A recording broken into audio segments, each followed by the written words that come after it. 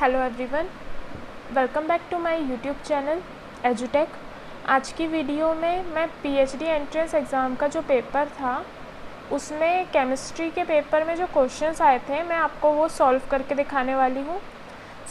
आज मैं जितने क्वेश्चंस कवर होंगे उतने मैं आज सॉल्व करके बता दूँगी और फिर जो बच जाएंगे वो मैं आपको नेक्स्ट वीडियो में सॉल्व करके बताऊँगी। ओके, सबसे पहले हम ये वाला करके देख लेते हैं। Number of microstate arising from P1 D1 configuration. Okay, हमें माइक्रोस्टेट्स फाइंड करने हैं, नंबर ऑफ माइक्रोस्टेट्स फाइंड करने हैं काहे के P1 एंड D1 कॉन्फ़िगरेशन के।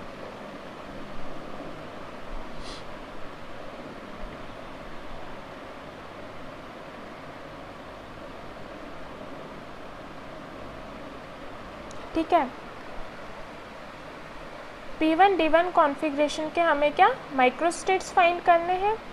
माइक्रोस्टेट्स मतलब होता क्या है, जैसे कि मान लो कोई भी ऑर्बिटल है, p ऑर्बिटल है। ओके, तो इसमें मान लो हमें 2 इलेक्ट्रॉन्स फिल करने हैं, तो हम 2 इलेक्ट्रॉन्स कितने तरीके से फिल कर सकते हैं, ऐसे कर सकते हैं या तो फिर ऐसे कर सकते हैं, या तो फिर मतलब हम अरेंजमेंट्स के कितने टाइप्स के अरेंजमेंट्स है, इलेक्ट्रॉन को फिल करने के जो टाइप्स ऑफ अरेंजमेंट हैं उनको हम क्या बोलते हैं, माइक्रोस्टेट या डिजेनरेसी। ओके, नाउ माइक्रोस्टेट और डिजेनरेसी जो है वो एक ही चीज़ है, तो आपको कंफ्यूज नहीं होना है। अगर माइक्रोस्टेट की जगह डिजेनरेसी फाइंड करने को बोल दें तो डिजेनरेसी और माइक्रोस्टेट एक ही चीज़ होती है। ओके, तो अब इसी को फाइंड करने के लिए अब ऐसे हम लोग इसको फाइंड करेंगे, ऐसे बनाते बनाते बहुत टाइम लग जाएगा, इसलिए इसको फाइंड करने के लिए एक फॉर्मूला है, उसके थ्रू हम फाइंड कर सकते हैं कि नंबर ऑफ माइक्रोस्टेट्स कितने होते हैं। तो फॉर्मूला क्या है, इधर लिख देती हूँ। फॉर्मूला है n factorial upon r factorial n minus r factorial. Okay, इस फॉर्मूले से हमें डिजेनरेसी या माइक्रोस्टेट फाइंड करना होता है। ठीक है, तो अभी हमें P1 और D1 कॉन्फ़िगरेशन के माइक्रोस्टेट्स फाइंड करने हैं। ठीक है,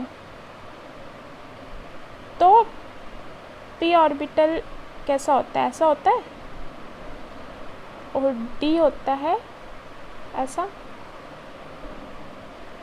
इसमें 5 रहते हैं, 5 ऑर्बिटल्स होते हैं। 2 3 4 1 2 3 4 5। ओके,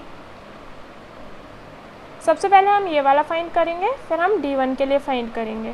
पहले हम P1 के लिए फाइंड कर लेते हैं।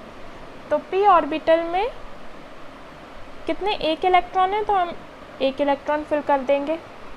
ओके, अब इसमें n की वैल्यू क्या है, n मतलब क्या है, नंबर ऑफ इलेक्ट्रॉन्स जो इसमें आ सकते हैं। कितने नंबर ऑफ इलेक्ट्रॉन्स आ सकते हैं, 6 इलेक्ट्रॉन्स आ सकते हैं। एक ऑर्बिटल में 2 इलेक्ट्रॉन आएंगे, तो उस हिसाब से 3 ऑर्बिटल में 6 इलेक्ट्रॉन आएंगे, तो n कितना हो गया हमारे पास 6।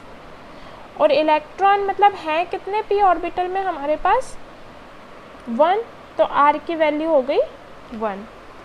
अब हमें ये जो है हमें फॉर्मूले में पुट कर देने वैल्यूज़ जो हैं, तो क्या हो जाएगा 6 factorial upon 1 factorial 6 minus 1 factorial, ये हो जाएगा। ठीक है, तो 1 फैक्टोरियल को लिखने की नीड नहीं है बिकॉज इसका कोई काम नहीं है। तो 6 माइनस 1 कितना हो जाएगा 5 फैक्टोरियल, तो ये आ जाएगा 6 फैक्टोरियल, 6 इंटू 5 ओपन करेंगे हम तो, और 6 माइनस 1 हो जाएगा 5 फैक्टोरियल। तो 5 फैक्टोरियल से 5 फैक्टोरियल कैंसिल हो जाएगा और आंसर क्या आ जाएगा 6। इसका आंसर क्या आ गया 6। अभी सेम ऐसे ही हमें ये भी फाइंड करना है। ठीक है, तो D के लिए हमारे पास n की वैल्यू क्या है, इसमें कितने इलेक्ट्रॉन आ सकते हैं, 5 ऑर्बिटल्स हैं, एक ऑर्बिटल में 2 इलेक्ट्रॉन आते हैं, तो कितने आ जाएंगे इसमें 10 आ सकते हैं। लेकिन D1 मीन्स एक ही इलेक्ट्रॉन है इसमें, तो R की वैल्यू क्या हो जाएगी 1। तो इधर पे क्या हो जाएगा 10 factorial upon 1 factorial 10 minus 1 factorial. Okay, अब इसको हम ओपन करेंगे तो क्या हो जाएगा 10 इंटू 9 फैक्टोरियल अपॉन 10 माइनस 1 क्या हो जाएगा 9 फैक्टोरियल। 9 फैक्टोरियल से 9 फैक्टोरियल कैंसिल हो जाएगा, तो कितना आ जाएगा 10। अब हमें क्या करना है, P1 D1 के लिए फाइंड कर रहे हैं, तो मल्टीप्लाई कर देना है, तो कितना हो जाएगा 6 इंटू 10 कितना हो जाएगा 60। ठीक है, तो इधर पे करेक्ट आंसर क्या हो जाएगा 60। होप आपको ये समझ में आ गया होगा। अगर आपको इस पे डिटेल्ड वीडियो चाहिए है, माइक्रोस्टेट टर्म सिंबल, इसमें पूरी डिटेल वीडियो अगर आपको चाहिए है और इससे रिलेटेड अगर आपको नोट्स भी चाहिए हैं, तो मैं आपको डिस्क्रिप्शन बॉक्स में अपना व्हाट्सएप नंबर प्रोवाइड कर दूंगी, आप मुझे मैसेज कर दीजिएगा। या तो फिर आपको अगर इस टॉपिक पे डिटेल्ड वीडियो चाहिए तो आप मुझे कमेंट सेक्शन में कमेंट कर दीजिएगा, तो मैं आपको इस टॉपिक पे डिटेल वीडियो बना दूंगी। ओके, सो होप आपको ये समझ में आ गया होगा कि हमें कैसे सॉल्व करना है डिजेनरेसी, मतलब माइक्रोस्टेट हमें कैसे सॉल्व करना है। ओके, अब हम नेक्स्ट क्वेश्चन देखते हैं। तो अब हम अपने नेक्स्ट क्वेश्चन पे आ चुके हैं। The point group of NSF3 is, तो हमें इधर पे पॉइंट ग्रुप फाइंड करना है NSF3 का। ओके, तो पॉइंट ग्रुप जो है ये ग्रुप थ्योरी का क्वेश्चन है, और ग्रुप थ्योरी जो है ये अपने आप में ही बहुत ही वास्ट टॉपिक है, बट फिर भी जितनी इस क्वेश्चन में पूछा हुआ है उतना मैं आपको एक्सप्लेन करने की कोशिश करूँगी। तो पॉइंट ग्रुप में बहुत सारे सिमेट्री एलिमेंट्स होते हैं। ओके, आपने स्टीरियो केमिस्ट्री तो पढ़ा ही होगा।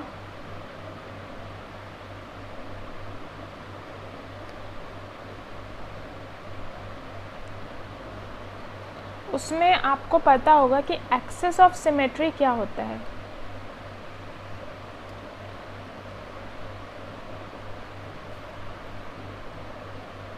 इसको हम AOS भी बोल सकते हैं, और इसको हम ग्रुप थ्योरी में CN से डिनोट करते हैं। ओके, इस क्वेश्चन को हम बाद में सॉल्व करते हैं। पहले मैं आपको H2O का एग्जांपल देके बताती हूँ कि एक्सेस ऑफ सिमेट्री हम फाइंड कैसे करते हैं। जैसे कि मान लो हमारे पास मॉलिक्यूल है H2O, तो उसका स्ट्रक्चर कैसे हो जाएगा।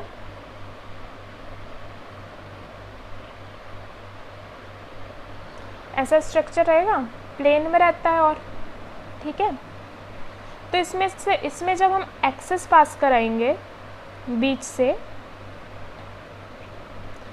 एक्सेस और एक चीज़ और, एक्सेस हम जब भी पास कराते हैं तो उसमें सिमेट्री होनी चाहिए। मींस अगर इस तरफ हाइड्रोजन है तो इस तरफ भी हाइड्रोजन होना चाहिए। अगर इस तरफ नाइट्रोजन है और इस तरफ हाइड्रोजन है तो हम एक्सेस पास नहीं करवाएंगे उसमें से। आप लोग समझ रहे होंगे। इसमें से हम दोनों तरफ सेम एटम होना चाहिए, सिमेट्री होनी चाहिए मॉलिक्यूल में, तो ही हम एक्सेस पास करवा सकते हैं। ठीक है, तो अभी H2O है, तो इसमें हम एक्सेस कैसे पास कराएंगे, ऐसे ही पास करा सकते हैं। बिकॉज हम ऐसे पास कराएंगे तो इधर पे तो हाइड्रोजन है, इधर पे कुछ भी नहीं रहेगा। ऐसे पास कराएंगे तो भी इधर पे हाइड्रोजन है, इधर पे कुछ भी नहीं है, मीन्स सिमेट्री नहीं है। सिमेट्री ऐसे एक्सेस, मतलब बीच से एक्सेस पास कराने पे ही सिमेट्री आ रही है। ठीक है, तो हम जब इसमें बीच से एक्सेस पास कराएंगे और फिर इसको हम इधर से पकड़ेंगे दोनों एक्सेस को, और इसको हम जब रोटेट करेंगे, ओके, हम इसको रोटेट करेंगे कितना 180 डिग्री पे। ये H1 है और ये H2 है। जब हम इसको 180 डिग्री पे रोटेट करेंगे तो ये H2 आ जाएगा इधर पे और H1 आ जाएगा इधर पे। कुछ ऐसा हो जाएगा ये।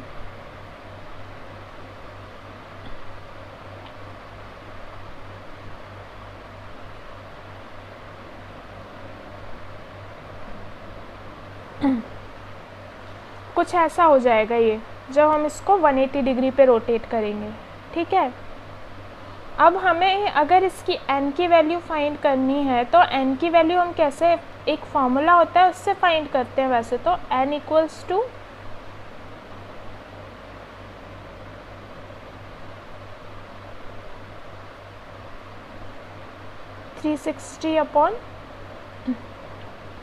हमने इसको कितने डिग्री पे रोटेट किया, सॉरी n इक्वल्स टू हमने इसको कितने डिग्री पे रोटेट किया, हमने इसको 180 डिग्री पे रोटेट किया तो हम इधर पे लिख देंगे 180 और नीचे लिख देंगे 360। इसको 360 से डिवाइड कर देंगे।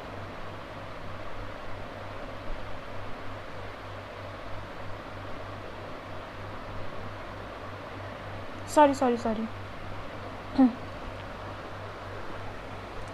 हम क्या करेंगे इसको, मतलब हमें n मतलब क्या होता है, ऑर्डर होता है, हम इसको cn से डिनोट करते हैं। n क्या होता है, n का मतलब होता है ऑर्डर। ठीक है, तो इसका ऑर्डर फाइंड करने के लिए हमने इसको जितनी डिग्री पे रोटेट किया, ठीक है, उसको हम डिवाइड कर देंगे काय के साथ, 360 के साथ। तो क्या हो जाएगा, n इक्वल्स टू 360 अपॉन 180। ठीक है, 0 से 0 कैंसिल, 18 1 जा 18, 18 2 जा 36। तो n की वैल्यू क्या आ जाएगी, 2। तो ये इसका आ जाएगा C2 एक्सिस। अभी इधर पे तो चलो 2 ही एटम है जो रोटेट हो रहे हैं, अगर इससे ज़्यादा एटम हो तो हम क्या करेंगे, तो हमें फिर बहुत कठिन होगा। इसके लिए भी एक ट्रिक है कि हम कैसे पता कर सकते हैं कि एक्सेस ऑफ सिमेट्री क्या है। फॉर एग्ज़ाम्पल, अगर आपके पास कोई कंपाउंड है जैसे कि NH3, ठीक है, तो NH3 कैसा होता है, इधर पे एक H होगा, वेज पोजीशन पे एक H होगा और एक H डैश पोजीशन पे होगा और ऊपर 2 लोन पेयर। ऐसे ही स्ट्रक्चर होता है हाइड्रोजन का, वो NH3 का। ठीक है, ये थोड़ा ऐसा नीचे तरफ होता है,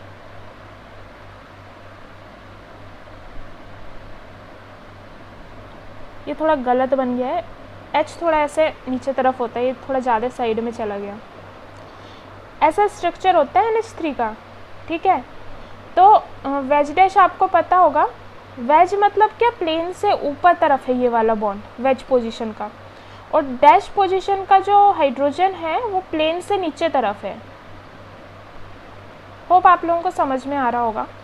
ठीक है, अब इसमें से हम जब एक्सेस पास करवाएंगे तो इसमें हमें बड़ा कठिन हो जाएगा। इसको जब हम 180 डिग्री में रोटेट करेंगे तो ये भी 180 पे जाएगा, ये भी 180 पे, तो ये कितना रोटेट होएगा, उसमें काफ़ी मतलब बहुत टाइम लग जाएगा वो कैलकुलेट करने में। तो आप डायरेक्ट ऐसे कर सकते हो, मतलब जैसे कि इधर पे हम H2O को ही देख लेते हैं, इसमें हम एक्सेस बीच में से पास करवा रहे हैं H2O में से, तो इसको जब हम रोटेट कर रहे हैं तो ऑक्सीजन रोटेट नहीं, ऑक्सीजन अपनी जगह से ही नहीं हिल रहा है, ऑक्सीजन जहाँ है उधर ही है, हाइड्रोजन जो है दोनों ये अपनी जगह से हिल रहे हैं। ठीक है, तो 2 एटम हिल रहे हैं, तो इसलिए n की वैल्यू क्या आ जाएगी, 2। सिमिलरली अगर हम NH3 में देखें और इधर से हम बीच से जब एक्सेस ऐसे पास करवाएंगे तो हाइड्रोजन तो हमारा मतलब प्लेन से ऊपर है और ये वाला हाइड्रोजन प्लेन से नीचे और ये वाला हाइड्रोजन प्लेन पे हमारा। तो हम जब इसको बीच से पास करवाएंगे तो नाइट्रोजन बीच में रहेगा, नाइट्रोजन नहीं हिलेगा, नाइट्रोजन स्टेबल रहेगा, बाकी ये तीनों हाइड्रोजन जो हैं ये रोटेट होंगे।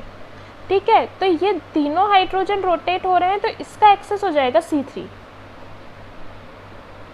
होप आप लोगों को समझ में आ गया होगा।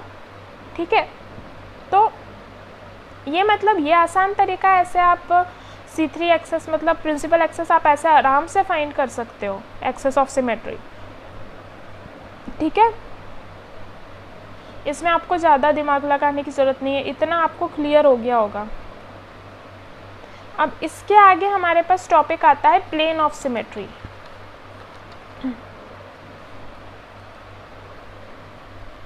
Plane of symmetry.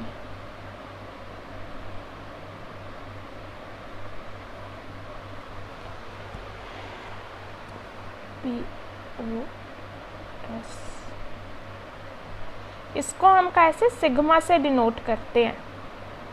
ठीक है, इसमें क्या होता है, जैसे मान लो हमारा H2O मॉलिक्यूल है,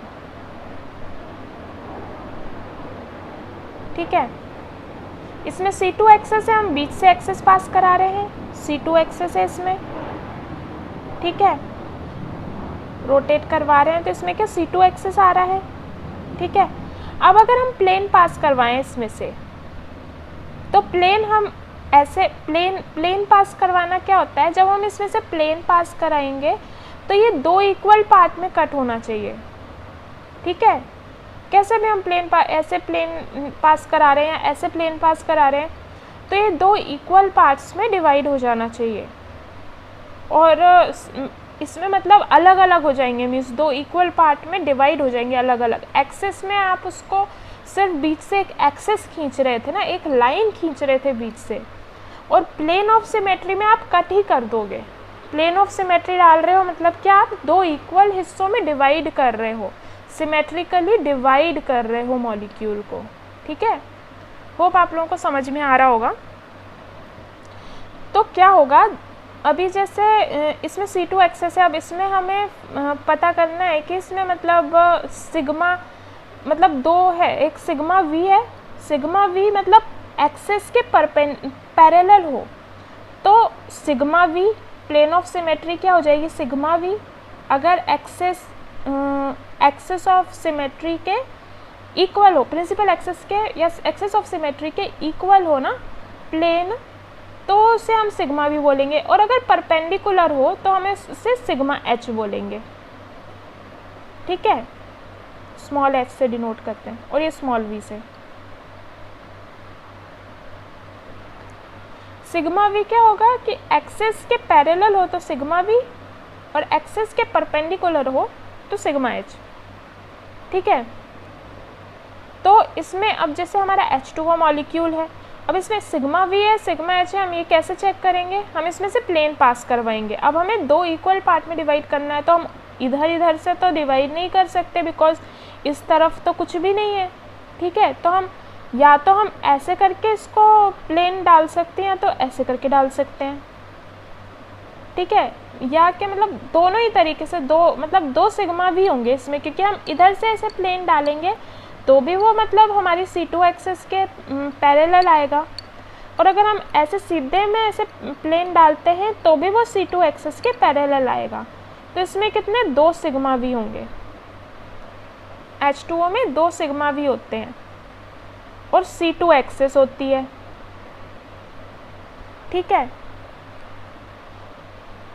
एक चीज़ और, अगर हमारे पास C2 एक्सेस है तो उसमें दो कंडीशंस होंगी, या तो दो सिग्मा V होंगे या तो कोई भी सिग्मा V नहीं होगा, और अगर C3 एक्सेस है तो तीन सिग्मा V होंगे या तो कोई भी सिग्मा V नहीं होगा, ठीक है। तो इस चीज़ को भी आप अप्लाई कर सकते हो, क्योंकि अगर बड़ा कंपाउंड है, अगर बड़ा मॉलिक्यूल है, तो उसमें आपको ये सब कुछ अप्लाई करने में बहुत टाइम लगेगा। अगर आपको डायरेक्ट पता हो कि हाँ एक सिग्मा V हमें मिल रहा है, तो इसका मतलब दो सिग्मा V तो होंगे अगर C2 एक्सेस है, या तीन सिग्मा V होंगे अगर C3 एक्सेस है, ठीक है। तो ऐसा है, अगर C2 एक्सेस है तो दो सिग्मा V होंगे, या तो फिर एक भी नहीं होगा, और C3 एक्सेस होगा तो तीन सिग्मा V होंगे, या तो एक भी सिग्मा V नहीं होगा, एक भी मतलब प्लेन नहीं डलेगा उसमें। प्लेन तो डलेगा, लेकिन सिग्मा V मतलब वो पैरेलल नहीं होगा एक्सेस के, ठीक है।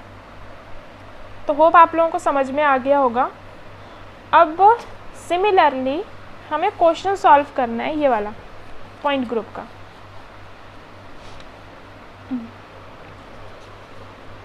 अब इसमें हमें क्या पॉइंट ग्रुप फाइंड करना है, NSF3 का। NSF3 का स्ट्रक्चर कैसा होता है, N